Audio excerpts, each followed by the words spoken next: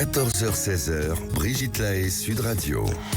Bonjour à tous, nous allons passer ces 2 heures ensemble sur Sud Radio et exceptionnellement aujourd'hui nous aurons deux invités exceptionnels d'ailleurs, pour une émission également exceptionnelle. Donc dans la première heure je vais recevoir Jean-Pierre Klein qui ne vient pas souvent dans cette émission mais qui fait un travail remarquable en tant que psychiatre avec les personnes ayant subi des traumatismes et notamment des abus sexuels. Il nous parlera de l'art-thérapie, on n'en parle pas souvent mais c'est vraiment important ce sujet. D'ailleurs je vous propose souvent d'écrire votre histoire et peut-être que c'est déjà de l'art-thérapie. Ensuite, en deuxième heure, on va changer de sujet, quoique on sera avec Frédéric Lenoir. C'est un philosophe qui s'approche depuis fort longtemps de la spiritualité et qui nous revient avec un livre qui nous parle de sagesse. Il y aurait 5 piliers et avec lui, on verra comment, en cette fin d'année, rester serein dans un monde qui devient de plus en plus fou.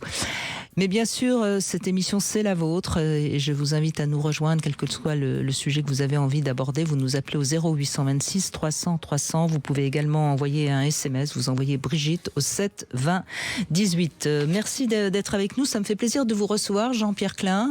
On se connaît depuis pas mal de temps. Oui. Et vous avez enfin sorti votre livre. Je dis votre livre parce que c'est un livre extraordinaire qui est un livre difficile. Ça parle des violences sexuelles faites à enfants et adolescents. C'est aux éditions La Rumeur. Libre, oui. Vous abordez le sujet sous de nombreux angles, puisque vous abordez d'abord, évidemment, je ne sais pas comment expliquer, mais je pense que c'est un livre qui mérite vraiment de trouver sa place auprès notamment des thérapeutes. Parce que avec ce livre, peut-être que certaines personnes qui sont finalement assez peu au fait de ce qui se passe pour un être humain qui a été violenté dans son enfance, ça peut donner une vraie ouverture. Oui, vraie ouverture, ce livre, oui. Vraie ouverture, la façon d'aborder et les enfants et les adolescents, adolescentes et les adultes anciens enfants, mais c'est drôle qu'on commence en parlant d'ouverture parce qu'il s'agit d'une fermeture avant tout. C'est-à-dire les violences sexuelles, ça ferme et ça ferme éventuellement pour toute une vie. Ça immobilise et ça ferme. Oui, on parle de sidération, de dissociation, etc. Ce qui est important, Jean-Pierre Klein, c'est que vous êtes psychiatre. Et que vous avez mis au point il y a déjà fort longtemps l'art-thérapie. Et c'est pareil, on parle assez peu de l'art-thérapie quand il y a des traumatismes. Et je trouve que ça pourrait, même par exemple avec la délinquance, ça pourrait être des pistes intéressantes pour aider les gens à aller mieux. Et oui, la délinquance comme les violences sexuelles sidèrent aussi les gens qui prennent position en faveur de la punition, et je suis évidemment pleinement d'accord avec ça, et la honte change de camp, je suis pleinement d'accord, mais aussi qui n'envisagent pas comment est-ce qu'on peut aider ceux qui sont victimes de délinquance, ceux qui sont victimes de violences sexuelles. Oui, comment est-ce qu'on peut aider? Et la plupart du temps, c'est la blessure doit être ouverte. Il faut en parler pour se libérer. Or, les enfants et les adolescents, justement, dans la fermeture, sont sidérés et ne peuvent pas en parler. Ne peuvent pas parler, non. Enfin, il y a quand même leurs symptômes qui parlent. Exactement. À la place, il y a leurs symptômes. Et même si eux réfugient les actes dans l'amnésie, ça va jusque-là. Mais leurs symptômes, leurs souffrances, se réfugient dans leurs symptômes. Oui. Oui. Alors, ça fait plus de 40 ans que vous travaillez sur les abus sexuels, Jean-Pierre Klein. Vous devez quand même être positif, optimiste, parce que la parole se libère. Je vois, par exemple, j'ai encore reçu aujourd'hui un livre sur j'avais 8 ans quand l'abbé Pierre a abusé de moi. Ça vient de sortir aux éditions City, c'est Rachel Lenan qui en est l'autrice. Alors j'ai pas eu le temps de le lire, mais j'en reçois, je vais pas dire tous les jours, mais j'en reçois énormément des livres, des témoignages, donc ça, les médias s'en emparent. Est-ce que vous trouvez que on en parle bien? Qu'est-ce que vous aimeriez qui soit dit plus. Qu'est-ce qu'on fait pour les enfants ? C'est-à-dire que qu'est-ce qu'on fait contre... Ils sont souvent des adultes. Et qu'est-ce qu'on fait pour les adultes qui, tout d'un coup, en un flash, se rappellent les abus dont ils ont été l'objet. Qu'est-ce qu'on fait? Et parfois 40 ans après. Oui. Très longtemps après, absolument. Qu'est-ce qu'on fait? C'est pour ça que, à mon avis, ce qui est de l'indirect, c'est-à-dire ne pas se précipiter sur l'enfant, l'adolescent, voire les adultes, c'est un petit peu différent. Les adultes qui tout d'un coup se souviennent, mais ne pas se précipiter pour en parler. Et je dirais même, paradoxalement, dire, oui, je sais, on me l'a dit, je ne l'aborderai que si tu veux. C'est l'affaire d'autres personnes, peut-être la police, peut-être d'autres personnes qui vont venir enquêter ce que tu as subi. Moi, je m'engage à ne pas en parler, sauf si toi, tu le veux.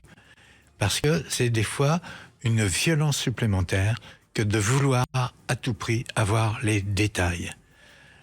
Je pense que là, il y a une agression d'une certaine façon verbale sur les enfants dont le corps a été agressé. Même après un fait divers où il y a une cellule de crise pour aider les gens à parler. Bon, ceux qui ont envie, ok, mais forçons pas forcément les gens à parler après un fait divers violent. Et Cyrulnik, eh bien, il dénonce le debriefing, c'est comme ça qu'on dit, trop tout de suite après un trauma. Il dit, laissons les choses venir. On pense notamment à une femme qui vient d'être violée, qui est obligée d'aller témoigner avec toutes les questions qu'on lui pose, etc. C'est une deuxième infraction, en fait, en quelque sorte. C'est ce qu'on voulait dire. Et d'autant plus que parfois, les interrogatoires sont culpabilisants. De moins en moins quand même. De moins en moins, heureusement. Ça, c'est très important. Il y a une jeune fille qui m'avait dit on se sent coupable plutôt que d'être victime. Mais maintenant, en effet, les choses évoluent et je pense qu'au niveau du recueil des témoignages, maintenant, on sait respecter et y aller de façon plus douce. Alors, je pense que c'est d'une certaine façon optimiste ce que j'ai écrit, c'est-à-dire qu'au milieu de tous ces traumatismes et toutes ces souffrances, il y a une possibilité d'en faire quelque chose éventuellement même de nourrir une expression forte et voire un art, puisque Barbara ou Niki de Saint-Phal ou Patrick Devers ou d'autres, ou Rita Hayworth ont pu en nourrir leur art, je n'irai pas jusque-là, mais ça veut dire que l'on peut, à partir des violences qu'on a subies, transmuer, transporter, transposer ces violences dans une expression, dans une fiction, dans un tableau, dans une mélodie, dans un geste. En même temps, vous rappelez aussi des faits. Par exemple, moi j'étais assez choquée de voir que 300 000 enfants sont placés chaque année en France. Ça fait peur quand même. Et il y a évidemment des viols dans ces endroits où les enfants sont placés. Enfin bref, mais c'est un livre extraordinaire. Moi, j'ai vraiment, je l'ai lu avec beaucoup d'intérêt. Je vais le relire et je vais le garder précieusement. Merci Jean-Pierre Klein, en tout cas de tout ce travail que ça représente, parce que c'est un livre qui fait 400 pages, donc c'est pas rien. Vous abordez toutes les questions. Vous faites aussi le procès de certains psys qui sont ça me fait mal de voir que certains psys passent à l'acte, mais en tout cas vous faites un bilan et l'état de la question sur les violences sexuelles faites à enfants et adolescents. C'est aux éditions La Rumeur Libre. C'est important pour des personnes qui travaillent sur le sujet, parce que ça peut leur donner beaucoup de précision. Voilà, c'est essentiel. On va dans un instant donner la parole à Marie, qui a vécu l'inceste et qui a envie de témoigner avec vous, Jean-Pierre Klein. Et je sais que vous pourrez peut-être lui apporter aussi un petit peu de lumière. On se retrouve dans un instant. 14h-16h, Brigitte Lahaie, Sud Radio. Nous sommes avec Jean-Pierre Klein aujourd'hui. On évoque les abus sexuels et l'art-thérapie. Je sais que vous formez beaucoup de gens à l'art-thérapie. Oui. C'est une piste intéressante dont on ne parle finalement pas très souvent. Et pourtant, moi j'y crois beaucoup. L'art-thérapie, ça permet de dépasser des traumas, des abus, etc. Et nous avons Marie qui nous a appelé sur Sud Radio et qui a envie d'échanger avec vous, Jean-Pierre Klein. Bonjour Marie. Oui, bonjour. Oui, bonjour Brigitte, bonjour Dr Klein. Bonjour Marie. Merci de prendre mon appel. Mais je vous en prie, allez-y. J'ai bien entendu tout ce que le Dr Klein disait sur le traumatisme subi par un enfant et cette sidération, parce que je l'ai connu effectivement, puisque j'étais abusée quand j'avais 14, presque 15 ans, de la part de mon père. Et cette absence de non-reconnaissance et de personne ne voulait m'entendre fit par me faire taire. Et donc le mot fermeture employé par le docteur Klein est très juste. Je me suis fermée et c'est les thérapies qui m'ont aidée à commencer à m'ouvrir un petit peu. Alors donc, justement Marie, vous fermez, ça on l'entend et on le comprend tout à fait, mais j'imagine qu'il y a des symptômes qui apparaissent. Vous allez mal, symptômes. Je suppose. Oui. Vous ne parlez pas, mais votre corps parle. Enfin, il y a des choses qui parlent et qui font qu'à un moment donné, vous vous sentez obligé d'aller en thérapie, je suppose. Oui, en fait, moi, ça s'est traduit par énormément de colère, d'anxiété. Je prenais des antidépresseurs quand j'avais 17 ans, qui m'ont absolument pas aidée. Et puis un jour, quand j'ai eu... donc vous avez... Attendez, excusez-moi, mais je vous interromps, mais c'est pour qu'on comprenne bien. Donc vous avez 17 ans, vous allez pas bien et ça peut se comprendre. Et la raison, c'est l'inceste, évidemment. Et qu'est-ce qu'on dit ? On dit, c'est une enfant qui tourne mal, c'est une adolescente qui fait sa crise, on lui file... C'est de sa faute. Des fois, on dit ça. Oui, mais donc on vous donne des antidépresseurs, quoi, ce qui va rien régler. Ça va cacher, la colère, si je puis dire. Oui. Et la colère est normale. Et la colère est nécessaire. Vraiment. Elle est justifiée. Oui. C'est vrai que le sentiment de pas être entendu et pas être reconnu, mais beaucoup en colère. Et c'est vrai, tout à fait vrai, Brigitte, c'est que c'était ma faute, j'étais en crise d'adolescence, j'étais agressive, tout ça, effectivement, je l'ai entendu. Et j'ai commencé, en fait, à faire, après cette histoire cet épisode d'antidépresseur, je me suis dit, de toute façon, dès que j'aurai un peu les moyens de me prendre en charge, eh bien, je suis allée voir un psychanalyste parce que c'était remboursé, tout simplement, juste pour ça. Et j'ai commencé une psychanalyse qui était longue, où je me suis pas sentie bien. Mais la psychanalyse n'est pas remboursée par la sécurité sociale. Ça dépend par qui. Ah oui, parce si c'est des psychiatres, psychiatre, si c'est des psychologues, parfois. Si c'est d'autres, non. Non, c'est-à-dire qu'il était à la fois peut-être psychiatre quand on dit et psychanalyste. se prendre en charge, ça veut dire qu'on a été victime, ça veut dire qu'on a été objet, je me prends en charge, c'est-à-dire je redeviens sujet de moi-même et je participe à ma transformation. Avec l'aide de quelqu'un, évidemment, qui accompagne. Oui, c'est vrai, c'est tout à fait juste. En fait, ce médecin était pris en charge par l'aide sociale à l'enfance, parce que j'ai eu la chance, on va dire comme ça, de pouvoir bénéficier de placement. Pour moi, c'est une chance. Même si c'était difficile, ça m'a sauvée des griffes de mon bourreau.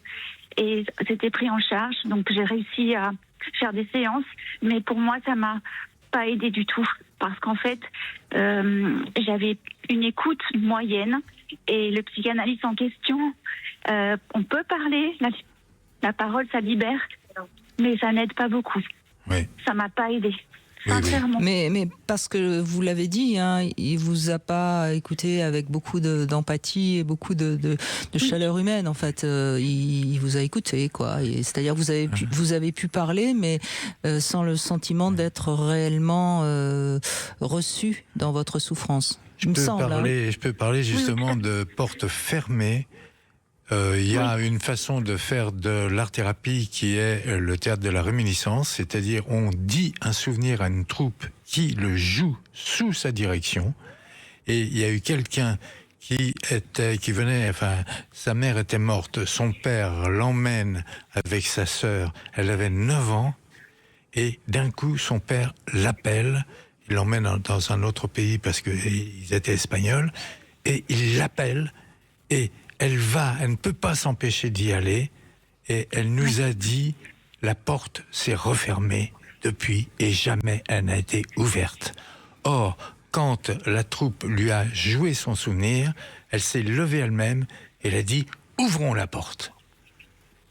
Et elle a libéré la comédienne qui jouait son rôle en retirant les bandages qui la recouvraient. « Ouvrons la porte ». Et ce jour-là, ça a pu libérer complètement de quelque chose qu'elle avait en elle depuis plus de 30 ans. Oui ? Oui, Marie. C'est ça, l'art-thérapie. Est-ce que je connais pas du tout? Je n'ai jamais pratiqué cette thérapie-là. J'en ai fait beaucoup d'autres, mais je ne connais pas du tout. C'est ça, l'art-thérapie? C'est une forme d'art-thérapie qui est de la dramathérapie, thérapie par le théâtre, mais ça peut être par l'invention d'histoire, la ça peinture, peut être la sculpture, l'écriture. Ça peut être le sonore, etc. En fait, Marie, ce qui est important à comprendre avec l'art-thérapie, c'est que on va pas parler exactement de ce qui s'est passé, mais on va en faire quelque chose. Voilà. Et du coup, c'est pas à vif, si je puis dire. Exactement. Vous comprenez ? D'accord. C'est-à-dire qu'on va pouvoir exorciser ce qui est en soi, mais pas de manière directe. Et donc, on peut commencer par quelque chose de soft, et puis tout doucement, on va aller au cœur du noyau. C'est délicat. C'est respectueux. On ne se précipite pas pour tout savoir. On ne se précipite pas même dans un premier temps pour en parler. Parce que c'est trop dur. Ouais. Oui, et puis ça réactive le trauma, parfois le fait d'en parler. Alors parfois on est face à quelqu'un, par exemple dans certaines thérapies, il y a des gens je pense à le MDR, il y a des gens qui sont formidables et qui peuvent accueillir et qui peuvent aider, mais peut-être que vous avez fait des thérapies avec des gens qui n'ont pas été suffisamment dans la même longueur d'onde que vous voyez. Oui. En fait, certaines thérapies m'ont aidé à tenir, à passer des étapes de ma vie. J'ai réussi à avoir des enfants, mais c'est vrai que cette blessure ferme tellement qu'à chaque étape de ma vie, je sais pas, quand mon enfant est né, j'ai de nouvelles couches d'oignons à enlever entre guillemets. Oui. Et j'ai fait c'est ça. Oui. Et je me dis, mais quand est-ce que c'est fini? Vous savez, la vie n'est jamais finie non plus. Hein, on a tous nos casseroles. Mais peut-être que l'art-thérapie peut vous mettre un peu de lumière. Vous voyez, moi j'aime bien cette idée de lumière. Tout à fait. Il y a quelque chose, c'est pour ça que c'est optimiste, il y a quelque chose qui est essayer dans tout ça de trouver un peu de lumière et d'accompagner les forces de vie alors que les agressions sexuelles, c'est, j'ose le dire, de l'ordre de la mort. Bien sûr, bien sûr. Comment réactiver ça et comment en faire quelque chose, comme l'a dit Brigitte tout à l'heure, en faire quelque chose. Je suis moi-même en charge d'en faire quelque chose, évidemment accompagné par quelqu'un, mais c'est moi qui m'en charge. Jean-Pierre Klein, pour trouver quelqu'un qui fait de l'art-thérapie et qui soit digne de ce nom, est-ce qu'il y a un site? Est-ce qu'il y a quelqu'un? Depuis 1986, ce qui ne me rajeunit pas, je forme des art-thérapeutes. Donc, il y a en effet une liste de gens.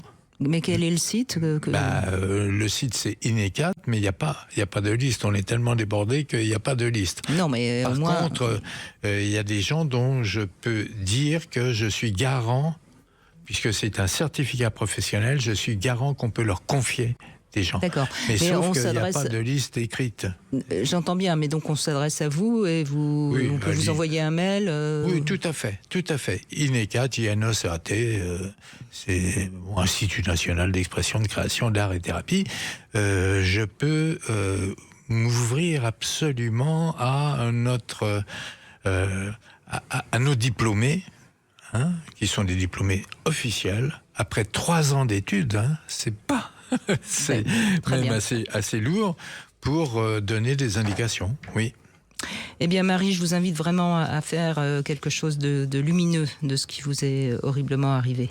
Merci en tout cas, merci beaucoup de ce témoignage. On continue dans un instant avec le Love Conseil. J'ai trouvé un Love Conseil qui va vous plaire, Jean-Pierre Klein. On va parler des besoins fondamentaux de l'enfant. Et puis on aura Séverine également qui a été abusée durant l'enfance et qui a envie de vous parler. On se retrouve dans un instant. Brigitte Lahaie, Sud Radio, le Love Conseil. On est avec Jean-Pierre Klein qui évoque notamment l'art-thérapie pour dépasser le trauma. Vous êtes psychiatre et auteur de ce livre « Violences sexuelles faites aux enfants et adolescents », un livre formidable, je l'ai déjà dit et je le redirai durant toute cette heure. Alors, j'ai trouvé ce Love Conseil pour vous, les besoins fondamentaux de l'enfant. Vous pouvez réagir, bien sûr. On va considérer qu'il y en a 5 principaux et puis on va voir aussi quelles sont les conséquences s'ils ne sont pas respectés. Alors, il y a d'abord l'amour. Un enfant a besoin de se sentir aimé et s'il ne se sent pas aimé, ça produit du rejet, un sentiment d'abandon, de la méfiance. Après, il y a la nécessité de la confiance. Un enfant doit avoir confiance en ses parents, sinon ça peut induire un manque d'autonomie. On devient plus dépendant, plus vulnérable au danger, voire à la maladie. On a un besoin de discipline, parce que sinon ça crée un manque de limites. On ne supporte pas la moindre frustration si on n'a pas eu un peu de discipline. On peut même avoir du mal à se contrôler. On a besoin aussi d'être en relation. Si ça a été mal construit, ça provoque une tendance à trop se centrer peut-être sur les besoins des autres. Et puis il y a peut-être aussi, j'ai ajouté, le manque d'accès au plaisir au sens général du terme, et ça peut provoquer des inhibitions émotionnelles et corporelles. Voilà. Bon, moi je réagirais. Tout ça est transgressé. Et c'est pour ça qu'il faut faire très attention à ne pas se précipiter vers l'enfant ou l'adolescent en le prenant dans ses bras, parce qu'il a pu expérimenter le fait que la tendresse apparente aboutit à un acte sexuel. Donc, allons-y doucement. Maintenant, la confiance...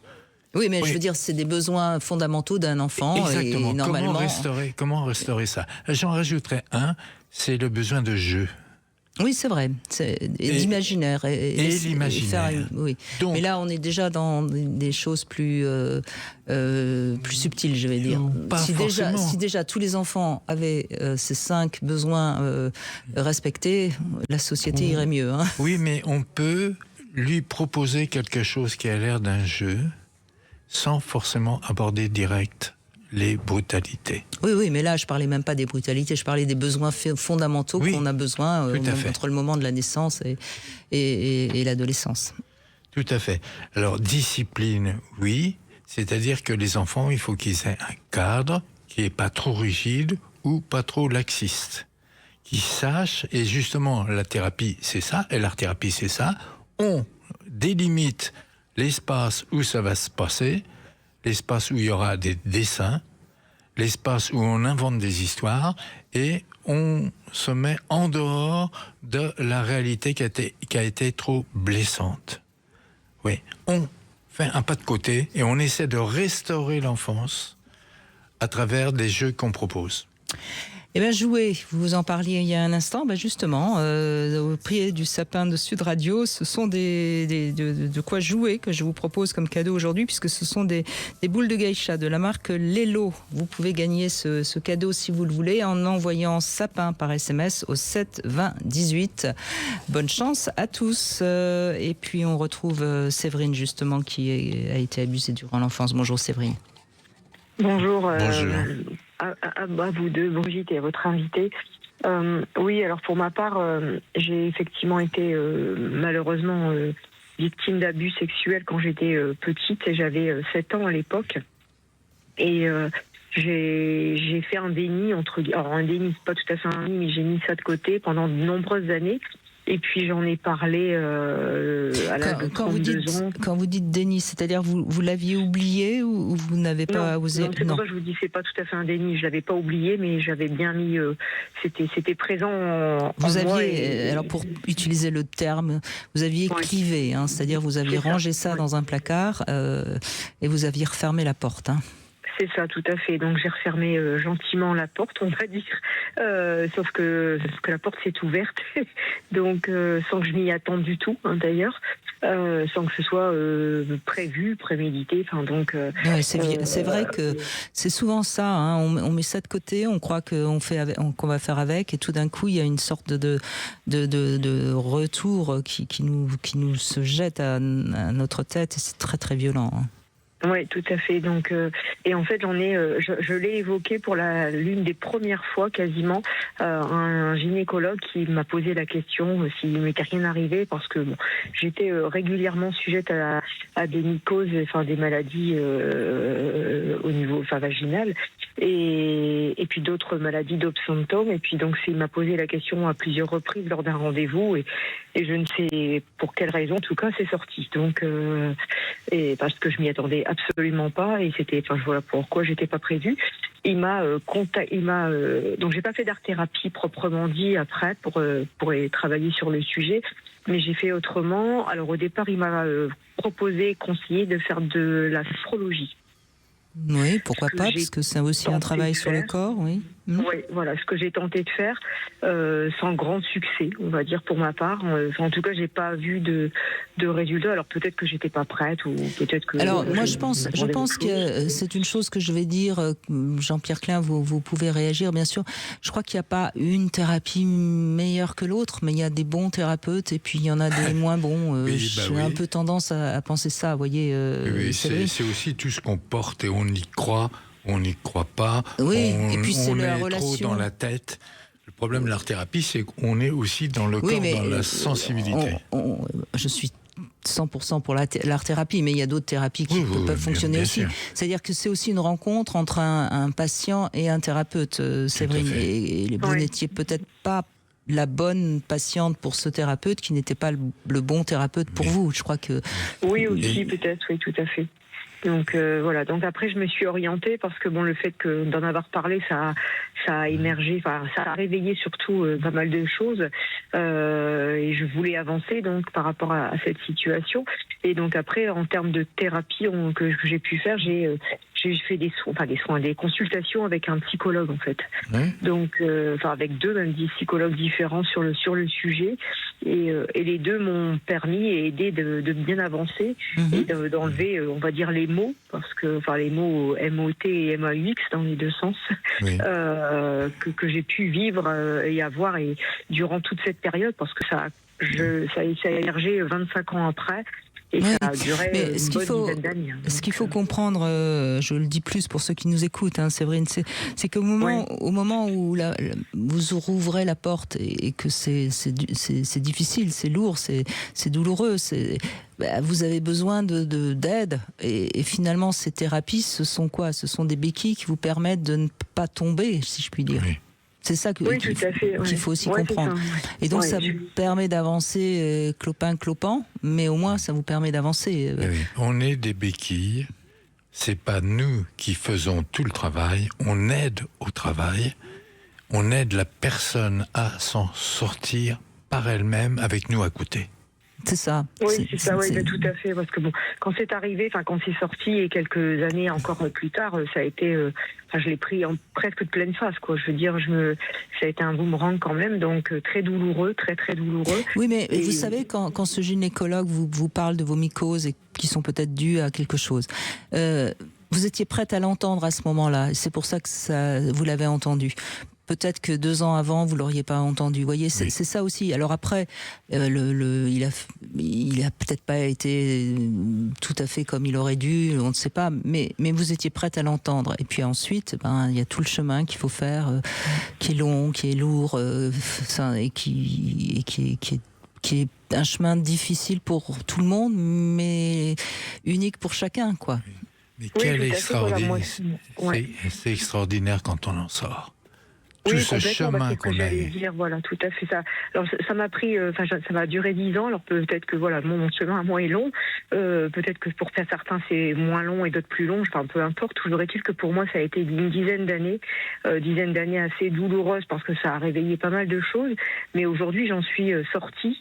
En tout cas, je pense, j'espère. Mais enfin, les signes sont là en tout cas, et j'en suis très heureuse. Voilà. Donc je pense qu'il faut trouver sa thérapie à chaque individu, comme vous disiez, Brigitte, à juste titre.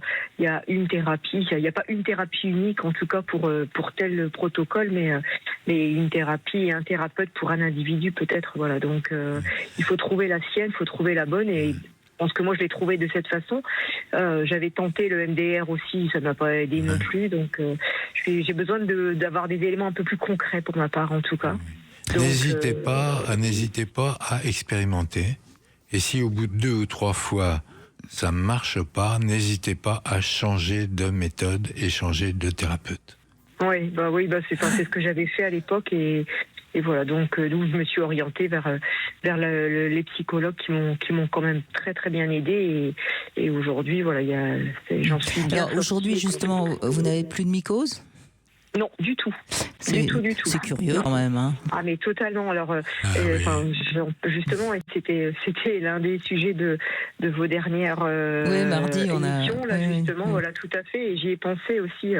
Voilà, je me disais, mais bon, il y a différentes causes en fait par rapport aux mycoses, mais toujours est-il que moi j'ai trouvé ma cause. Hein, donc, mais c'est toute bien sûr, mais encore une fois, c'est le problème de la psychosomatique, hein, c'est que l'esprit et le corps sont liés dans les deux sens, hein, d'ailleurs, mais que c'est pas non plus, c'est pas une science exacte. Donc on peut pas dire, il faut jamais dire, vous avez des mycoses parce qu'il vous est arrivé quelque chose, mais s'il y a des mycoses, s'il y a d'autres symptômes, à un moment donné, quand il y a c'est ce que dit souvent Bruno Clavier, quand il y a plus de 3 symptômes, il y a un moment où on peut émettre l'hypothèse. C'est tout un ensemble qui va ensemble. Et le corps, s'il s'y met, écoutons-le. Oui, tout à fait. Je pense que c'est ce que le gynécologue a décelé, probablement aussi quand je l'ai rencontré à l'époque, voilà, puisque il a quand même insisté en me posant la question s'il m'était rien arrivé. Et donc je pense que voilà, il y avait probablement décelé qu'il y avait plusieurs symptômes à l'époque. Sans doute, et pas que les mycoses. Et puis bon, et là il m'a orienté. Hein, il m'a pas laissé comme ça, mais en même temps il m'a dit il faut absolument que vous faites un travail maintenant. Et bon, de là il m'a conseillé la sophrologie. Oui, et puis il a posé la question ouverte, c'est-à-dire il a pas dit il vous est arrivé quelque chose. Il vous a dit il vous est peut-être arrivé quelque chose. Il a l'art de poser des questions sans attendre une réponse immédiate, et ça fait son chemin. Oui, c'est ça. Enfin, je revois ce rendez-vous. Enfin, la séance, pourtant maintenant ça date, mais j'ai encore en mémoire vraiment le rendez-vous, et je ressens encore. Enfin, j'ai encore les sensations là dans le corps qui me montent là.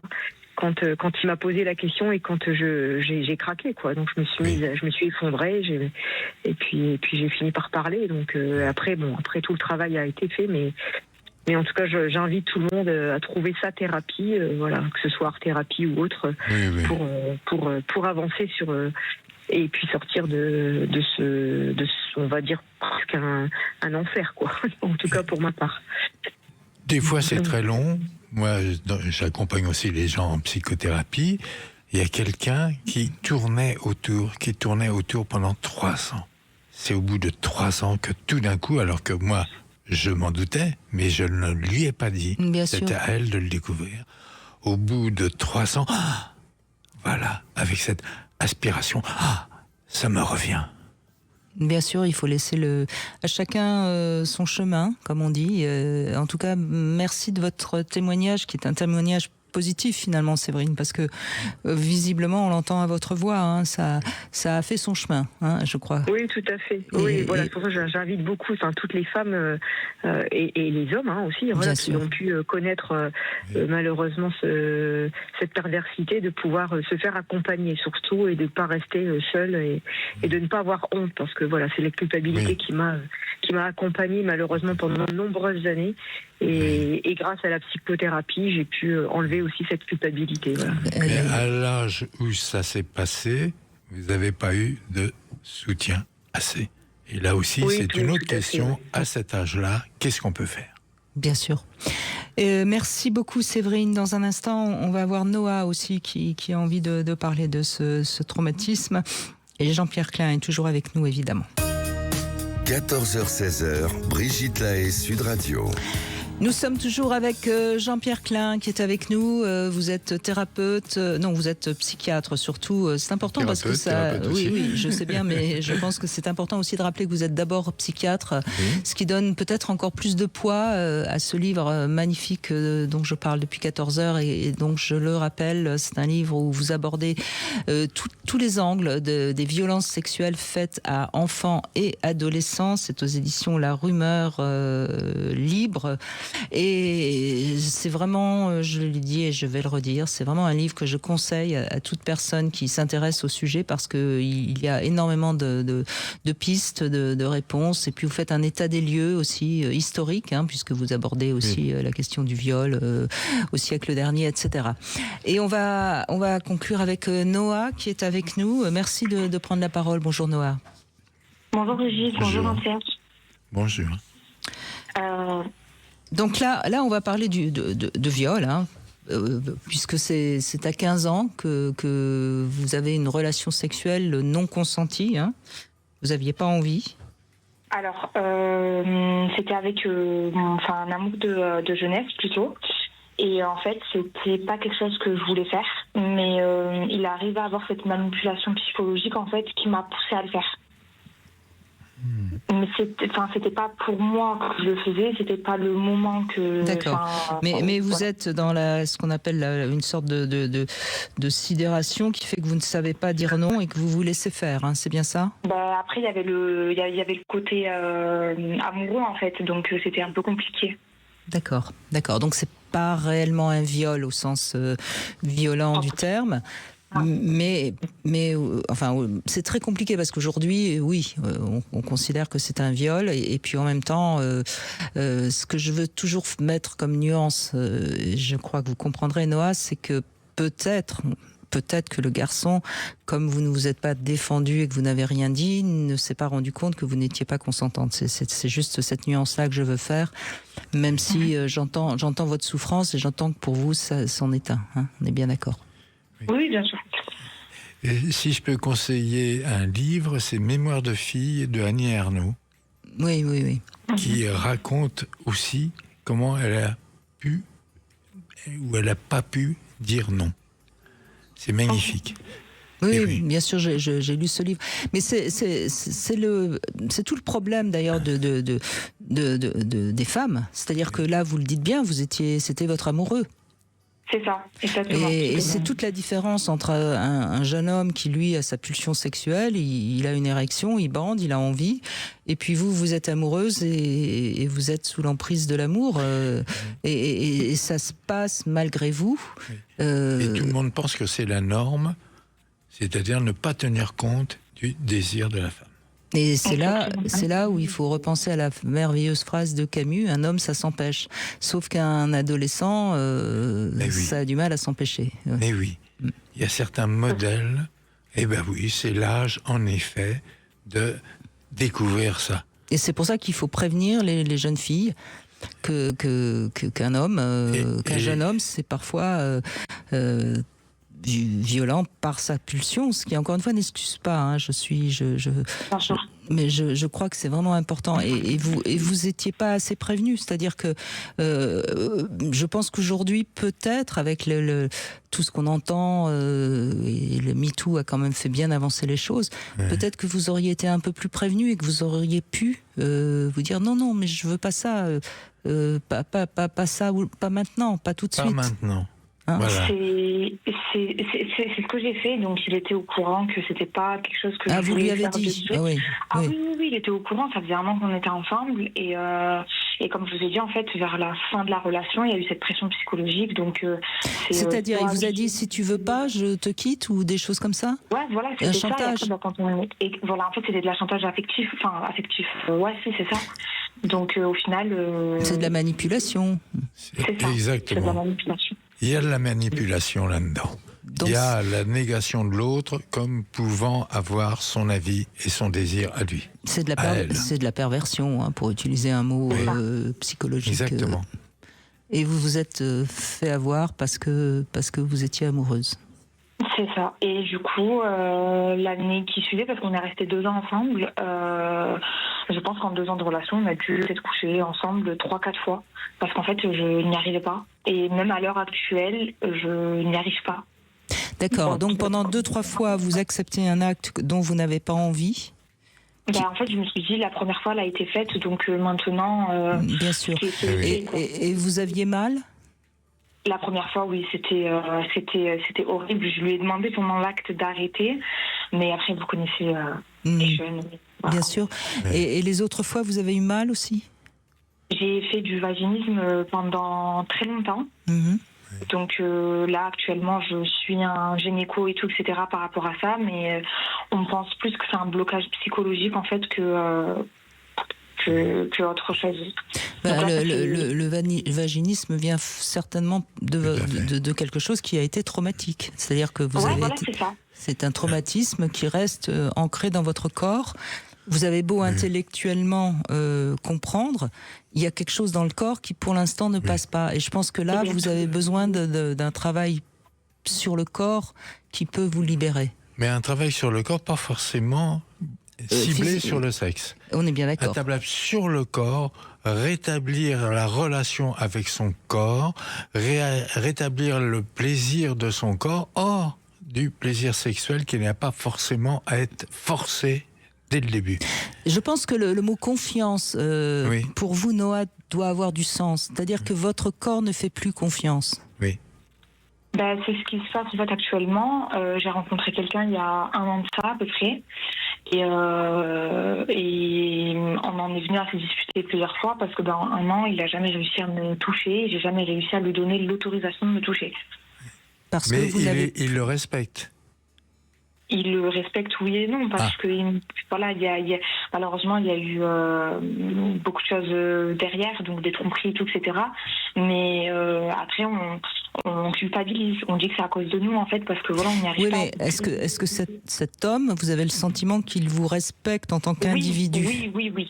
Au début, oui. Mais là, vers la fin, c'est un petit peu plus compliqué. C'est compliqué parce que lui, il vous désire et qu'il ne peut pas vous toucher. Oui. Mais si je peux donner un conseil, prenez votre culpabilité et débarrassez-vous de votre culpabilité. Vous n'êtes pas coupable. Oui, c'est ce que je me dis. Ah oui. Mais il faut se le dire et le ressentir. Vous n'êtes pas coupable. Est-ce que vous pourriez le laisser vous toucher, mais que vous ayez une ceinture de chasteté? Je veux dire, je plaisante, mais vous voyez que vous ayez par exemple une culotte à laquelle il n'a pas le droit de toucher, voilà. Une protection, de manière à ce qu'il puisse vous toucher autre chose que les organes génitaux, que les fesses, que le pubis, etc. Est-ce que vous pourriez commencer par ça? Non, je n'y arrive pas. C'est-à-dire que il s'approche de moi, un câlin, un truc, oui, il n'y a pas de problème, mais au-delà de ça, en fait, je vais être pas tétanisée, mais... Non, mais il peut vous toucher à condition qu'il ne vous touche pas les organes génitaux. Exactement. C'est ça, exactement. Bon, continuez à ce qu'il puisse vous toucher comme ça, qu'éventuellement même il puisse avoir une érection, que vous puissiez même, pourquoi pas, lui toucher la verge, mais pour l'instant, respectez, gardez votre culotte de protection. Exactement. Pour l'instant. Exactement. Okay. Il y a quelque chose de tendre, quelque chose d'affectif, quelque chose de sensuel. La sensualité n'est pas forcément immédiatement la sexualité. Et dites-lui bien pourquoi vous avez ce problème-là, parce que c'est pas de sa faute. Et puis ensuite, moi je vous conseille en effet d'avancer vous-même dans votre chemin. Mais si vous avez cet homme qui vous respecte et que vous pouvez lui imposer de vous respecter, ça peut avancer. Hein. Il y a pas de, vous êtes sur un chemin comme on l'a dit depuis 14 heures et continuez sur votre chemin. Faut le tester, en quelque sorte. Merci en tout cas, merci Noah de ce témoignage qui est important parce que là on est réellement on voit quand même dans un changement de société. Et ça, c'est le heureusement. côté positif On vient de loin, hein. du témoignage. On vient de très loin, absolument, parce que le cas de Noah, on pourrait l'entendre tous les jours. Jean-Pierre Klein, merci de cette heure passée avec nous et merci de cet ouvrage, Violences sexuelles faites à enfants et adolescents. C'est aux éditions La Rumeur Libre. On va continuer dans un instant et on va accueillir Frédéric Lenoir pour essayer d'évoquer un peu de sagesse dans ce monde de fous. 14h-16h, Brigitte Lahaie, Sud Radio. Et oui, je vous l'avais annoncé à 14h, exceptionnellement aujourd'hui, nous avons deux invités différents, quoique, parce que je crois que l'un comme l'autre sont là pour nous aider à aller mieux. Et j'ai le plaisir d'accueillir Frédéric Lenoir. Merci Frédéric de revenir Brigitte, c'est un sur plaisir Sud Radio. de vous retrouver. Et c'est un plaisir partagé. Alors vous nous revenez avec ce livre aux éditions Albin Michel, Les 5 piliers de la sagesse. Et c'est un livre qui donne, je pense, beaucoup de sens aux gens qui peuvent peut-être s'en emparer de ce livre, parce qu'au fond, la sagesse, elle est souvent mal comprise. La sagesse, c'est pas de ne plus avoir de désir, de plus avoir d'envie, de ne plus aimer. C'est D'être sage, au sens, sois sage et tais-toi. La sagesse, au fond, c'est d'être justement apte à être heureux, tout en n'étant pas dans des désirs impossibles, dans des rêves ridicules, etc. Hein. C'est juste bien orienter ses désirs, en fait. Oui, c'est pas ça. du tout supprimer ses désirs, au contraire. Hein. D'ailleurs, le mot sagesse, en latin, sapere, ça veut dire savourer. Et donc la sagesse, pour les anciens, c'est savourer la vie. C'est savourer pleinement la vie. Mais pour bien savourer la vie, c'est-à-dire pour être heureux de manière profonde, il faut savoir se connaître. Et il faut savoir bien se connaître et bien orienter ses désirs pour aller vers des choses, des personnes, des activités qui sont bonnes pour nous, qui nous font du bien, qui nous permettent de nous accomplir comme être humain. Donc la sagesse, c'est la quête d'une vie bonne, d'une vie heureuse, pour grandir dans la joie, dans la conscience, dans la lucidité, dans la liberté intérieure. Mais ça demande un petit peu d'effort. Ça se fait pas d'un coup de baguette magique. Mais ce sont des promesses magnifiques, en fait. Moi, si je m'intéresse à ça, c'est parce que depuis enfant, je me dis, mais comment être un meilleur être humain? Comment réussir ma vie? Comment être plus libre? Et donc, toutes ces questions-là m'ont conduit sur ce chemin de la philosophie, de la spiritualité, puisque la sagesse, c'est un lien entre la philosophie et la spiritualité. Et ça m'a rendu plus joyeux, plus libre, plus serein. Donc, c'est un beau chemin. C'est un chemin que je conseille à tout le monde, parce qu'au fond, la vie sur Terre, elle est courte, elle est faite de bonheur et de souffrance. Tout à fait. Je crois que si on croit qu'il n'y a pas de souffrance, déjà on n'a rien compris. Et c'est la manière dont on va la dépasser, cette souffrance, qui fait qu'on va pouvoir retrouver la joie. Exactement. Ou pas. Là, c'est pas de nous dire que, comme vous avez raison, c'est pas de nous dire qu'on peut éviter la souffrance, c'est simplement comment faire avec les hauts et les bas de l'existence. Et donc, le bonheur dont recherche la sagesse, c'est un bonheur profond et durable qui tient compte du fait que la vie, elle est en dents de scie. C'est-à-dire que les événements extérieurs sont heureux ou malheureux, sont positifs ou négatifs, agréables ou désagréables. Comment on fait avec cet agréable, ce désagréable, avec les joies et les tristesses? Comment on fait pour garder une forme de joie et de sérénité, voire grandir en joie et en sérénité, malgré tous ces aléas? Alors dans ce livre, Les 5 piliers de la sagesse, Frédéric Lenoir, on peut trouver c'est le pilier qui va nous aider pour commencer à être sage. Alors moi, évidemment, je vais parler de l'amour. Vous le citez en deuxième pilier, mais on va tout de suite rentrer dans le vif du sujet. Moi, je pense vraiment, plus j'avance, plus je crois que l'amour, c'est l'élan vital dont c'est Spinoza, je crois, qui en parle très très bien. C'est Bergson aussi. De ce désir initial qu'on a quand, enfin, je veux dire, moi je dis souvent que l'élan vital, c'est la force du nourrisson pour sortir du ventre de la mère. C'est une sorte de force extraordinaire qu'il ne faut pas perdre. Et je pense que l'amour, c'est ça aussi. C'est-à-dire que le jour où on ne s'aime plus, où on n'aime plus l'autre, où on n'aime plus l'univers, c'est fini, quoi. On peut plus être heureux. Oui. Vous êtes d'accord ou pas avec ça? Oui, mais je distinguerai les choses. C'est-à-dire que Spinoza nous parle du conatus, c'est-à-dire de l'effort, donc on va dire pour persévérer dans notre être, qui est lié à l'élan vital. Donc il dit nous avons une puissance vitale et qui nous relie à la nature. D'ailleurs, la nature, elle est pleine de puissance vitale, c'est incroyable. Pas en ce moment, hein. L'hiver, elle se calme un peu. Oui, c'est vrai. Mais en tout cas, elle se renouvelle, c'est souterrain, et ça ressort et ça ressurgit, c'est des cycles.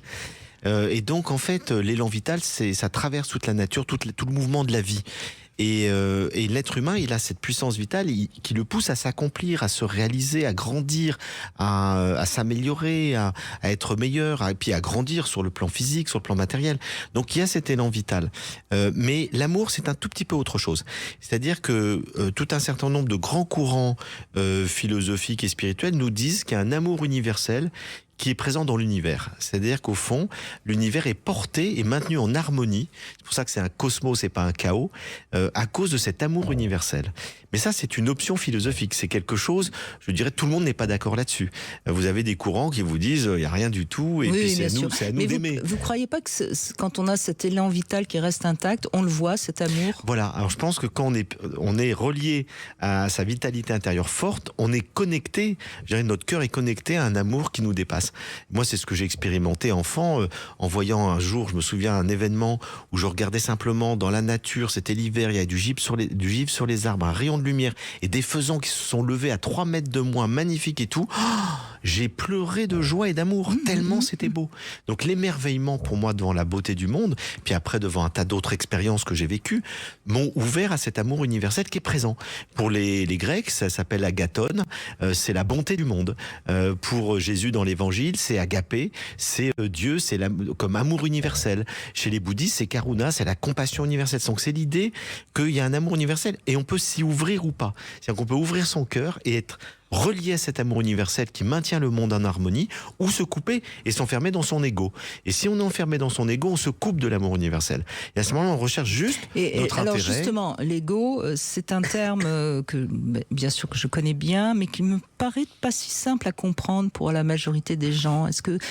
Quel éclairage vous pourriez donner à ceux qui nous écoutent? Comment justement pacifier son ego? Parce qu'on en a tous et on en a besoin. Et on en a besoin aussi. Moi, je pense que l'ego m'a aidé à traverser les premières périodes de ma vie.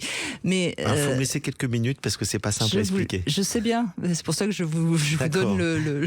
Alors, dans la philosophie indienne, qui a été reprise par Carl Gustav Jung au XXe siècle, parce qu'il trouve que c'est très juste, l'ego, en fait, on pourrait dire le moi, on va le dire autrement, c'est une instance qui va se développer en nous, qui va faire que on comprend qu'on est séparé des autres.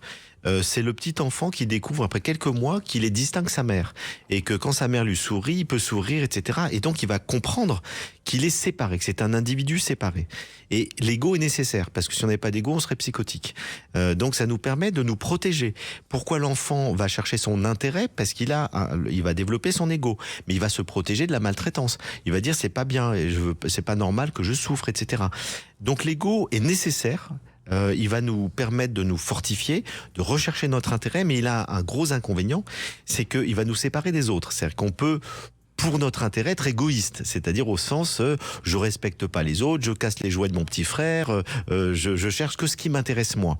Et donc toute l'éducation, c'est d'aider l'enfant au fond à mettre des limites, à la fois structurer son ego, qu'il ait une estime de lui, qu'il recherche ses intérêts, et en même temps d'être capable de tenir compte des autres. Et donc ça, c'est la base de l'éducation. Alors après, la philosophie orientale nous dit, l'ego n'est pas le fond de notre être. L'ego, c'est juste ce personnage qui se développe à travers nos émotions, nos pensées, notre mental, etc. Et on s'identifie à lui. Nous croyons que nous sommes ce moi auquel nous nous identifions. Eh bien, en fait, le fond de notre être, c'est ce qu'ils appellent le soi. C'est-à-dire l'esprit, on pourrait dire en philosophie occidentale. Et le soi, c'est une partie divine qui est en nous. C'est une étincelle du divin. Et c'est le soi qui est la partie la plus intime de nous, qui en fait est au-delà de l'ego. Le soi nous relie à l'amour universel. Est-ce que si je disais que par exemple l'ego c'est juste nos pensées et nos émotions et nos émotions qui ont le sentiment que c'est ça qu'on est et qu'on est comme ça. On s'identifie à notre pensée, à nos émotions. Et le soi, ce serait à la fois ça plus le corps, notre âme, plus la partie, j'allais dire, presque inconsciente de nous-mêmes, qui nous fait avoir envie de quelque chose de plus grand. Voilà. Alors pour Jung, qui définira très bien le soi, il dira c'est cette partie intime de nous, c'est le fond de notre âme, qui fait que nous aspirons à quelque chose de plus grand, à ne pas s'identifier simplement à notre corps, ne pas s'identifier simplement à nos actions, à notre réussite, mais on cherche à s'accomplir, à se réaliser. C'est ce qu'on appelle la réalisation de soi. C'est ce que Nietzsche dira en disant faites de votre vie une œuvre d'art, la création de soi. Et donc il s'agit de se développer humainement avec son corps, avec son imagination, avec son cœur, avec son esprit. C'est pour ça qu'un monde où on remet un peu plus de culture et d'art va aider les gens à avoir leur soi qui se développe, alors qu'un monde comme actuellement où on ne que dans pense le que matérialisme et la consommation, ça nous ramène uniquement au corps et à l'ego. Voilà. Parce que l'ego a besoin de se nourrir de réussite sociale, de prestige, d'objets la fameuse qui Rolex, nous valorisent. La Rolex, on a réussi sa vie parce qu'on a une Rolex à 50 ans, alors qu'au contraire, lorsqu'on est dans le soi, on s'en fiche complètement du regard des autres, des marques. Du moment on n'est qu'on plus dans se la sent comparaison. en relation avec les autres. Du moment que soi-même, on est en paix avec soi-même, avec le monde. Et donc le soi nous pousse à la paix, à l'harmonie, à l'amour, à l'échange, à la collaboration, alors que l'ego nous pousse à la domination, à la compétition, à être le meilleur, à être reconnu. Écoutez, et l'ego nous rend malheureux, c'est-à-dire qu'à la fois, il nous pousse à faire des choses qui nous donnent de la satisfaction, du plaisir immédiat, mais au fond, on est toujours insatisfait lorsqu'on est dans l'ego. On n'est jamais satisfait. Il faut toujours plus. Toujours plus. L'avidité c'est de l'avidité. l'ego. On veut toujours plus. Mais merci de cette explication assez claire, je crois. Donc, Frédéric juste pour Lenoir. conclure, Oui. on ne peut pas tuer l'ego, il sera toujours là et il est nécessaire. Mais c'est aussi une puissance vitale. Il faut simplement apprendre à prendre du recul par rapport à lui, à le regarder. Il faut discuter avec lui. Il faut discuter avec lui, il faut avoir de l'humour. Et on se moque de lui, on se dit, bon, tiens, mon petit ego, tu me pousses à faire ça, mais non, je vais prendre du recul. Donc prendre du recul avec son ego, ce qu'on appelle le lâcher. Ça ne veut pas dire le tuer, surtout pas, mais c'est le lâcher. Et donc on vit entre le soi et l'ego, et comme c'est le soi qui prend la place de plus en plus, eh ben on est conscient de ce que notre ego nous pousse à faire, et on peut tout à fait lui dire non, là je suis pas d'accord. Eh ben, on va continuer à évoquer tout ça avec vous, Frédéric Lenoir. Et nous avons Laura dans un instant pour C'est maintenant, et qui va nous parler d'une phrase qu'elle n'a jamais oubliée. Et vous pourrez réagir, Frédéric Lenoir, bien sûr. Brigitte Lahaie, Sud Radio, C'est maintenant. Alors Frédéric Lenoir est avec nous pour la sortie de ce livre aux éditions Albin Michel, Les 5 piliers de la sagesse. Et on retrouve Laura. Bonjour Laura, merci de prendre la parole. Bonjour Brigitte, bonjour Frédéric. Bonjour. Alors quelle est cette phrase que vous n'avez jamais oubliée, qui vous reste en travers de la gorge, comme on dit ? Alors moi, c'est une phrase qui a été prononcée par mon ex-mari, alors que j'avais mis le doigt sur une infidélité, par hasard. Et quand j'ai mis les choses à plat sur la table, donc le lendemain de ma trouvaille, entre guillemets, alors que nous avions des projets d'achat de maison 4 semaines avant, pour moi, c'était assez violent parce que je me suis sentie trahi, je pense. Bah, plus que ça, parce que bon, il y avait des projets. C'est beaucoup trahi quand même, non ?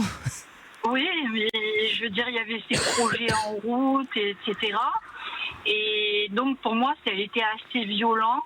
Et simplement, il m'a regardé avec beaucoup de dédain, avec presque un sourire sur le méprisant. Oui, voilà, c'est ça. En me disant, tu t'en es pas douté, mais de toute façon, voilà, je te quitte, je n'ai même plus de plaisir à vivre avec toi et je ne ressens même plus rien du tout pour toi. Oui, donc en fait, ce qu'il attendait, si je comprends bien, c'est que vous le découvriez pour qu'il puisse mettre fin à la relation. Alors, je ne sais pas si c'est ça exactement, ou si du fait, c'était une relation qui pouvait peut-être être passagère. Mais quand même, attendez, c'est toujours pareil, vous savez Laura, je comprends bien que ça soit une phrase que vous avez du mal à oublier, en tout cas un moment que vous avez du mal à oublier, mais ce qui est toujours intéressant, c'est de remettre du sens dans l'histoire. Et il me semble, dans ce que vous dites, puisqu'il avait quand même fait le projet d'acheter avec vous une maison, etc. Donc c'est qu'il n'avait pas non plus décidé de forcément de vous quitter.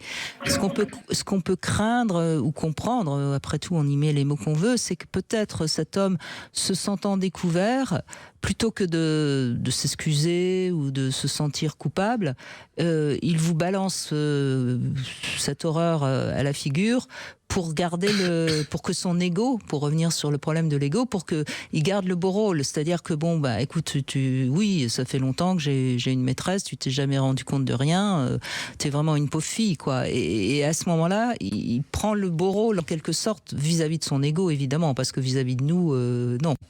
Vous êtes, Frédéric je Lenoir, partage vous êtes complètement d'accord, cette analyse. Là, la réaction du soir aurait plutôt de dire, bah, je te demande pardon, et puis j'ai envie de construire quelque chose avec toi, mais j'ai été faible, etc. Alors que là, c'est une réaction d'ego, c'est reprendre le pouvoir. Et donc, vous voyez, quelque part, ça montre que cet homme, heureusement que vous n'êtes plus avec lui. Quelque part, oui, parce que, alors, si on parle de l'ego, le soir venu, puisque ça, c'était le matin, le soir venu, donc, il est arrivé à la maison de son travail, il a garé la voiture.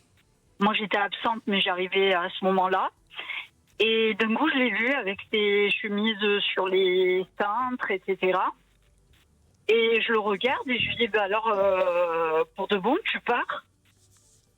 Parce que moi, j'avais l'impression de vivre quelque chose qui n'était pas réel, en fait.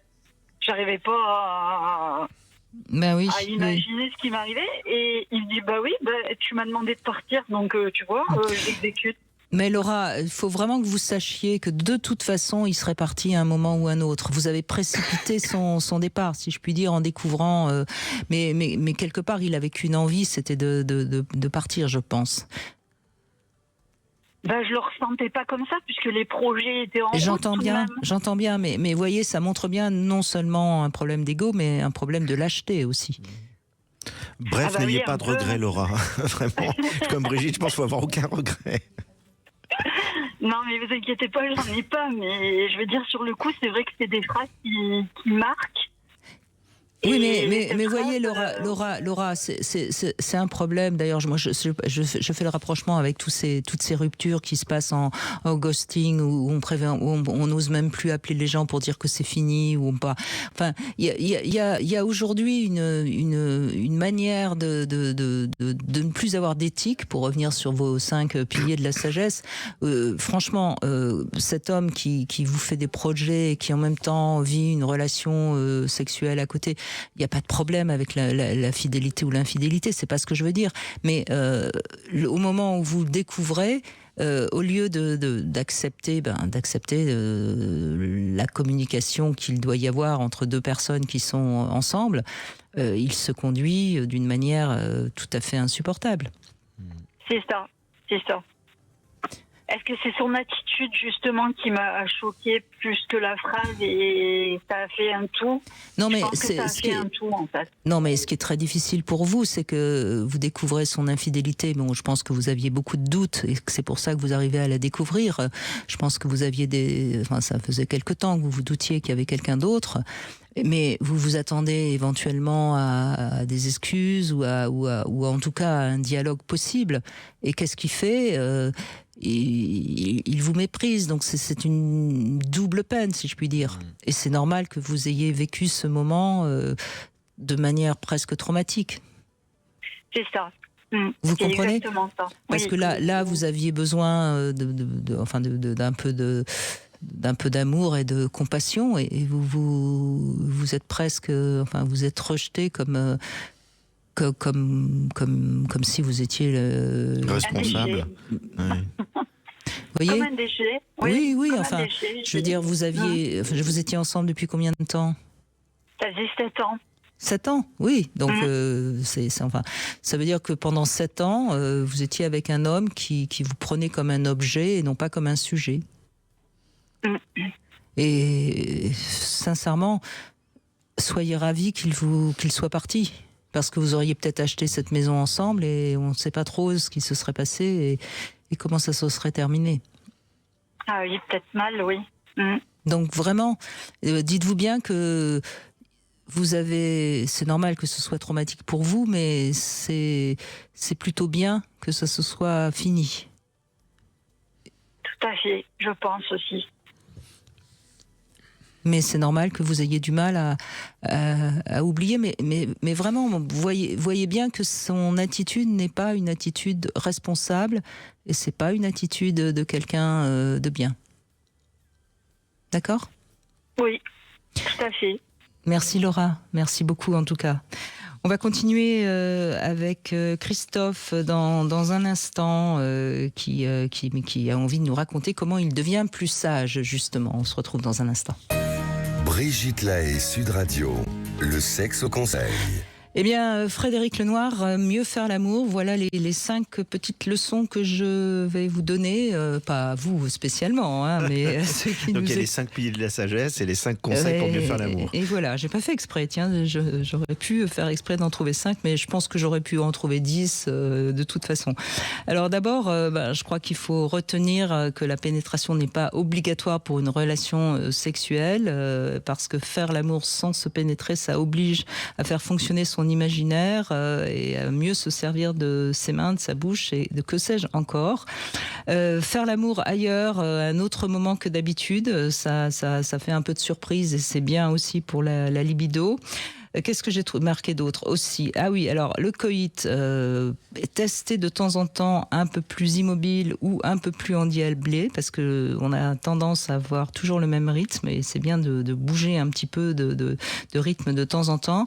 De même, varier la profondeur de la pénétration. Hein, on voit bien que dans les 5 leçons, il y en a qui pourraient se contredire. Et puis inverser les rôles. Si c'est plutôt elle qui a tendance à être passive, eh bien choisissez par exemple la position de l'Amazone, et si c'est lui qui a plutôt tendance à être passif, de temps en temps obligez-le à être un peu plus actif. Voilà. Tout ça parce que c'est comme dans la vie, hein, trop de routine tue la saveur de la vie et il faut savoir aussi apporter un peu de fantaisie. Frédéric Lenoir, vous nous revenez avec ce livre Les 5 piliers de la sagesse aux éditions Albin Michel. On a parlé évidemment beaucoup de l'amour déjà. On a parlé peut-être de l'éthique avec Laura, hein, parce qu'on voit bien que dans ce qu'elle a vécu, il y avait pas beaucoup d'éthique de la part de celle. On pourrait parler de la présence, dans l'acceptation. Qu'est-ce que j'oublie? J'oublie la connaissance. La connaissance, hein, qui est le premier. C'est la base. En fait, la sagesse est née. Ce sont des courants philosophiques et spirituels qui sont nés au milieu du premier millénaire avant notre ère, avec le taoïsme et le confucianisme en Chine, avec l'hindouisme, le bouddhisme en Inde, avec la philosophie en Grèce. Et tous ces courants-là convergent en fait sur une première idée qui est qu'il s'agit de se relier au monde, pas uniquement par la croyance. Tout le monde était religieux à ce moment-là, mais par la connaissance, par la réflexion, par l'intelligence. Et donc le premier pilier, c'est la connaissance, parce que c'est la naissance de la philosophie. C'est-à-dire, on va essayer de se comprendre et de comprendre le monde. Et donc on a commencé par essayer de comprendre le monde, de l'analyser. On a étudié les étoiles, l'astronomie, les mathématiques, etc. Et puis à un moment donné, il y a quelqu'un qui s'appelle Socrate en Occident, quelqu'un qui s'appelle Bouddha en Inde, et qui nous dit, maintenant, il s'agit de se connaître soi-même. C'est-à-dire de tourner son intelligence vers la connaissance de soi, parce que nous sommes tous des individus singuliers, différents. Et donc, pour être heureux, pour s'accomplir, il faut se connaître soi-même. Il faut savoir pourquoi je suis fait, qu'est-ce qui me convient, qu'est-ce qui me convient pas, quels sont mes vrais désirs, mes désirs personnels et pas les désirs des autres. Parce qu'on parlait du désir, mais souvent nos désirs sont mimétiques. Donc vous parlez bien de la connaissance de soi. De soi. Hein, on est bien d'accord. Voilà. La connaissance de soi. Quels sont mes propres désirs? Souvent, nous imitons les désirs des autres. Le fameux qui suis-je et quand je parle des désirs, c'est-à-dire que très souvent, on a les désirs des autres. C'est-à-dire ce qu'on appelle le désir mimétique. C'est-à-dire, je désire ce que les autres désirent. Les autres désirent une Rolex, je désire une Rolex. Mais est-ce que la Rolex est vraiment l'objet qui va me rendre le plus heureux? Pas forcément. C'est simplement un objet de prestige social. Et donc, il s'agit de comprendre qu'est-ce qui peut, moi, me rendre heureux. Est-ce que c'est tel mode de vie, tel type de sexualité, tel type d'activité?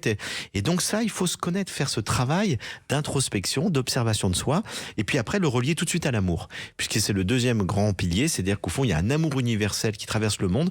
Se relier à lui, ouvrir son cœur. Et si notre cœur a été blessé, essayer de guérir de ses blessures pour pouvoir être dans une relation magique avec la vie et pas une relation de peur en fait. Et bien dès qu'on a le cœur ouvert, on s'aperçoit que la vie nous fait des cadeaux extraordinaires et puis on a envie de donner toujours plus parce qu'on s'aperçoit qu'il y a plus de joie à donner qu'à recevoir. Et puis après on apprend comme ça à être dans cette relation à la vie d'ouverture du cœur qui fait qu'avec l'intelligence qui nous donne du discernement, de la lucidité et le cœur qui nous permet de nous relier au monde, aux vivants, aux autres, avec empathie, avec ouverture et altruisme, ce sont les 2 piliers fondamentaux pour mener une vie bonne et heureuse. Et ça pourrait être un très beau cadeau sous le sapin, ce livre, Les 5 piliers de la sagesse aux éditions Albin Michel. Alors Christophe, vous devenez sage ? Bonjour. Bonjour Brigitte, bonjour Frédéric. Bonjour. Alors je sais pas trop ce qu'il y a à rajouter après ça, parce que je partage tout à fait vos idées. Est-ce que je deviens sage? Je dirais qu'avec l'âge, j'ai 54 ans, je vais tempérer les choses. C'est-à-dire que pendant l'expression des émotions, des sentiments, j'ai appris à le faire. Aimez-vous les uns les autres, c'est un message que je trouve universel. Et effectivement, je vous rejoins, l'amour est pour moi la chose la plus importante de la vie et de l'humanité, parce que sans amour, il n'y a rien. Et avec le temps, j'ai appris à me tempérer, c'est-à-dire me découvrir moi-même. Tous les paradis Donc ça, c'est la connaissance, oui. Ouais, tous les paradis artificiels, ou du moins les produits qui permettent d'atteindre certains états de conscience différents et modifiés, j'ai arrêté au fur et à mesure du temps, parce que j'en avais plus envie. Là, la dernière chose, c'est la cigarette. Ça fait un peu plus d'1 an que j'ai arrêté. Après avoir passé 30 ans à fumer, et je m'aperçois que je deviens libre de quelque chose que je réalisais pas avant. Ce mot-là est surprenant, de comprendre ça. Les addictions, on vit dans une société de consommation et on n'a pas le choix, on est obligé de consommer. Et donc réfléchir à notre consommation. On est obligé de consommer, on n'est pas obligé. Parce que l'on mange. Si, pour se nourrir, on a besoin de produits, on ne peut pas tout produire ce que l'on consomme. Voilà, ce que l'on consomme, on le produit. Pas tout, donc il faut bien acheter. Donc on est dans une société. Non, mais on est obligé de se nourrir. On n'est pas obligé de consommer. Il faut faire attention aux mots qu'on utilise, parce que si ça veut dire on est obligé de consommer, ça veut dire qu'on est obligé toujours d'acheter. Ah ben non, mais on est obligé dans les besoins vitaux et essentiels. On n'a pas le choix. On n'est pas fait pour vivre ermite, donc on vit avec les autres, on vit en société. Pour moi, dans ma conception, et donc apprendre à accepter l'autre tel qu'il est. Ça aussi, c'est des choses qui me rendent un peu plus sage, d'année en année. Alors, je crois qu'on doit comprendre qu'on ne changera pas l'autre, et donc on accepte les gens avec qui on a des affinités. Mais est-ce qu'on est obligé d'accepter l'autre? Est-ce qu'on est obligé d'accepter tous les autres? Moi, je serais moins. Je ne sais pas ce que vous en pensez, Frédéric Lenoir. Vous êtes peut-être plus sage que moi. Non, mais moi, je crois qu'il faut aller avec des gens qui s'accordent bien avec nous. C'est ça. Que ça ne s'agit pas de supporter des choses toxiques. Et si l'autre ne peut pas changer, à ce moment-là, vaut mieux se séparer. Et donc, il s'agit... Par contre, soi-même, on peut se changer. C'est-à-dire, soi-même, on peut faire un travail sur soi qui nous permet de progresser. Moi, je sais que je suis plus patient que je l'étais il y a 20 ans. J'essaye d'être plus respectueux des autres que je l'étais. Enfin, il y a des choses qu'on peut faire soi-même, mais il faut pas exiger forcément que les autres le fassent, parce qu'ils sont peut-être pas capables de le faire. Et si on est dans une situation de blocage dans la relation, parce que l'autre a soit une addiction, soit un comportement qui nous blesse profondément, s'il ne peut pas l'entendre et pas changer, à ce moment-là, c'est à nous d'en tirer les conséquences. Moi, je suis d'accord, mais ce que j'ai compris, c'est qu'on ne peut pas changer l'autre, ça c'est indéniable, mais on peut changer les relations qu'on a avec les autres. C'est-à-dire que pour moi, le seul pouvoir qu'on peut avoir, c'est notre relation qu'on a avec l'autre. Et avec le temps, et peut-être c'est une forme de sagesse, je m'entoure de gens qui sont gentils, qui sont bons. Oui, qui s'accordent bien avec vous. Très belles personnes. Et je m'aperçois qu'autour de moi, les gens qui sont bons, qui sont gentils, ça fait du bien. Tout simplement. Ça fait du bien de ne pas être dans des relations toxiques, de sentir des vampires énergétiques autour de nous tout le temps, et de couper. Voilà, des amis qui étaient des amis, avec le temps, c'est plus des amis. Mais ce que vous dites, qui est très juste, c'est qu'on a le choix, effectivement, de choisir avec qui on s'entoure, mais je dirais que c'est valable pour tout dans la vie. De choisir ses aliments, des aliments qui nous font du bien et qui ne nous mettent pas en mauvaise santé, même si le goût est bon. Et on peut choisir aussi le temps qu'on consacre, par exemple, à l'information. Écouter une émission comme celle-là, ça fait du bien, mais regardez le temps qu'on peut passer à regarder en boucle les mauvaises nouvelles du monde, des scènes épouvantables, d'actes terroristes. Mais une fois qu'on l'a vu, une fois, ça suffit. Et après, plein de gens continuent de regarder des images toxiques qui, en fait, sont anxiogènes, mais qui excitent quelque part en nous la mauvaise, la partie sombre qu'on a tous, on est fasciné par le mal. Et bien là-dessus, je pense que c'est important, de même comme vous le dites très justement, de faire le choix de s'entourer, de voir des belles personnes qui nous font du bien, faire le choix de regarder des belles émissions, d'écouter des bonnes émissions qui nous font du bien. Et ça, c'est aussi un choix qu'on peut tous faire. Oui, je suis d'accord. Mais déjà, par exemple, dans son décor, moi, je suis parfois surprise. Vous rentrez chez quelqu'un et c'est un bordel absolu. Et comment peut-il être clair dans sa tête s'il est dans dans un intérieur totalement toxique, quoi? Non, vous êtes C'est plus compliqué parce qu'il y a des personnalités qui trouvent une sorte d'ordre dans le désordre. Oui, non, je parle Donc pas. c'est compliqué ça, parce que parle pas les de- bureaux mal rangés, ça veut rien dire par Non, exemple. non, mais je parle pas du bureau mal rangé. Je parle Mais de quand il y a de la saleté et tout, oui, oui, là, enfin, je suis d'accord. Oui. c'est Si ça la que je veux vaisselle dire. s'entasse, etc. et Ça- tout, non, il y a quelque chose qui est pas sain. Ça sent mauvais. Enfin, je veux dire, c'est de ça dont je parle. Oui. Il y a des lieux de. Et là, ça peut exprimer un manque de respect de soi, en fait. C'est ça que bien sûr que je veux dire. Sinon, bien sûr, chacun range comme il veut. Il y a pas ça parle de soi, bien sûr, mais c'est pas grave. Vous êtes d'accord, Christophe, aussi? Enfin, je veux dire, Tout à fait. s'entourer Et moi, de. j'ai passé une période à faire du nettoyage par le vide. C'est-à-dire que accumuler les choses, et au bout d'un mois, je me suis aperçu, mais ça, à quoi ça ne sert à rien. Et donc, j'ai donné. Et j'ai jeté ce qui n'était pas donné, mais beaucoup de choses, j'ai donné. Et je me suis aperçu que qu'est-ce que ça fait du bien. Waouh, de se libérer de choses qu'on a entassées qui servent à rien, juste pour avoir. Oui, mais Comme c'est vous un dites tout à nettoyage. Non, mais vous avez raison, c'est un nettoyage qui peut nous aider à avancer. Je pense de temps en temps de faire le tri, ça peut nous aider. Je ne sais pas ce que vous en pensez, Frédéric Lenoir. Tout à fait, mais ce que j'aime beaucoup chez Christophe, c'est qu'il parle beaucoup de liberté, de libération. Et en fait, je crois que Christophe, vous avez compris une chose essentielle, c'est que la liberté, c'est pas uniquement faire ce qu'on veut. C'est une fausse liberté. C'est une fausse liberté parce qu'on est pris par ses pulsions, ses addictions, et faire ce qu'on veut peut nous rendre très malheureux et rendre malheureux les autres. Et donc la vraie liberté, elle est intérieure. La vraie liberté, c'est justement d'être libre des addictions, de pouvoir dominer ses émotions, ses pulsions, de pouvoir bien orienter ses désirs et de pas être mu par des désirs inconscients. C'est de dénouer des nœuds inconscients qui fait qu'on agit de manière compulsive dans notre vie amoureuse et qu'on retombe toujours dans les mêmes problèmes et qu'on rencontre toujours les mêmes personnes toxiques. Et donc c'est une liberté qui se gagne progressivement. Et c'est tout le chemin de la vie, c'est de devenir plus libre intérieurement en fait. Et ça, c'est le but de la sagesse, c'est d'acquérir cette liberté. Et l'apprentissage de la connaissance de soi. Et Tout à fait, ça va ensemble.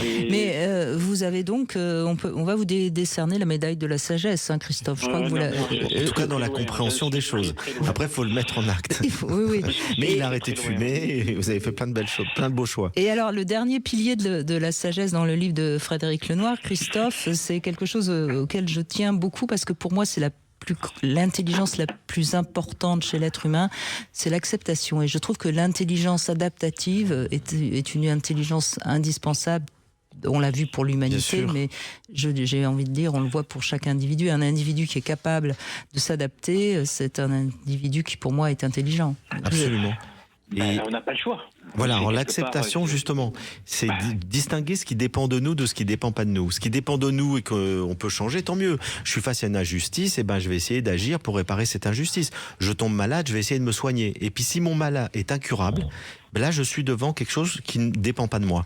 Et ce que nous disent tous des grands philosophes du monde, enfin tous ceux que je cite là, c'est qu'au fond, mieux vaut accepter ce qu'on ne peut pas changer que d'être en colère contre la vie. Parce que si on est en colère contre la vie, on va souffrir deux fois. On va souffrir une fois de l'épreuve qu'on vit, et une deuxième fois, au fond, du ressentiment qu'on va avoir contre la vie. Et puis la deuxième chose à éviter, c'est la résignation. La résignation, c'est une fausse acceptation. C'est-à-dire, j'accepte la chose, mais je la subis. Je me dis, j'ai pas le choix, mais du coup, je subis, je suis triste. Donc soit on est dans la colère, soit on est dans la tristesse. La vraie acceptation, c'est de dire, je n'ai pas le choix. Effectivement, cette chose s'impose à moi, mais je vais essayer d'en faire quelque chose de positif. Et s'il me reste que 15 jours à vivre, je vais les vivre pleinement. Et ça, c'est l'acceptation. Exactement. Oui. Et si je peux voir une opportunité à travers cette épreuve, je vais changer mon regard. Parce que ce que dit Épictète, ce qui nous rend heureux ou malheureux, ce sont pas tant les causes extérieures, c'est le regard qu'on porte sur elles. Et ben, je peux changer mon regard. Si je peux pas changer la réalité, je peux changer la représentation que j'ai de la réalité, le regard que je porte sur la réalité, et je peux y voir quelque chose de positif, une opportunité, la possibilité d'ouvrir mon cœur, de comprendre quelque chose, de changer quelque chose dans ma vie. Et bien, ça, c'est une manière d'accepter positivement les choses qui peut nous transformer. Voilà, Christophe, les 5 piliers de la sagesse, je crois que vous les avez, Christophe, maintenant, comme disait Frédéric, on agit. En fait, on les a jamais définitivement. Bien On sûr. chemine, la sagesse, c'est un Oui. chemin. On n'est jamais sage. Mais on chemine et c'est une boussole. Moi, ce que j'aime à dire, c'est une boussole. Ça donne une direction. C'est un chemin qu'on a envie de suivre pour s'améliorer comme être humain, être plus libre intérieurement, être plus lucide, être plus conscient, être plus aimant, être plus dans la sérénité, dans la joie. Et bien, en fait, ce chemin, plus on le parcourt, plus on voit que ses qualités, ses fruits sont là, en fait, et plus on a envie de continuer sur ce chemin-là. Merci beaucoup Christophe. En tout cas, on va conclure Frédéric Lenoir avec Martine qui voudrait évoquer justement la sexualité. Est-ce que c'est un pilier de la sagesse? Elle va en discuter avec vous dans un instant. 14h-16h, Brigitte Lahaie, Sud Radio.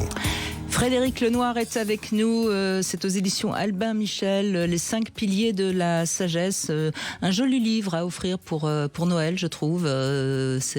Ça peut être une belle manière de communiquer avec un peu de spiritualité dans ce monde de fous.